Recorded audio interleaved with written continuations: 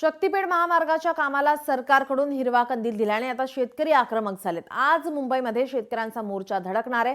आझाद मैदानावर 12 जिल्ह्यातील शेतकऱ्यांचं आंदोलन होत आहे। शक्तीपीठ महामार्गाविरोधात शेतकरी आक्रमक झालेले आहेत, मोर्चा काढणार आहेत। मुंबईमध्ये हा मोर्चा धडकणार आहे। आझाद मैदानावर 12 जिल्ह्यातील शेतकरी आंदोलन करणार आहेत। कोल्हापूर, सांगली जिल्ह्यातील शेतकऱ्यांच्या विरोधामुळे आता विधानसभा निवडणुकीच्या तोंडावर स्थगित करण्यात आलेल्या शक्तीपीठ महामार्गाच्या कामाला मुख्यमंत्री देवेंद्र फडणवीस यांनी हिरवा कंदील दाखवल्याने शेतकरी आक्रमक झाले आहेत। मुख्यमंत्री पदाची शपथ घेतल्यानंतर झालेल्या पहिल्याच पत्रकार परिषदेत देवेंद्र फडणवीस यांनी या संदर्भात सूतोवाच केले होते।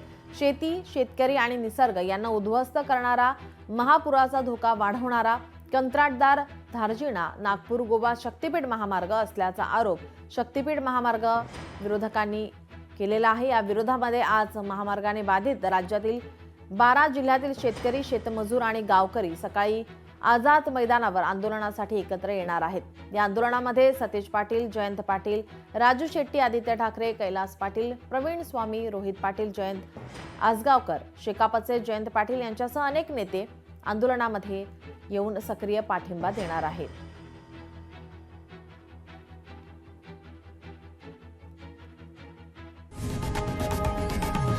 लोकशाही मराठी ऐका, पहा, जागरूक रहा।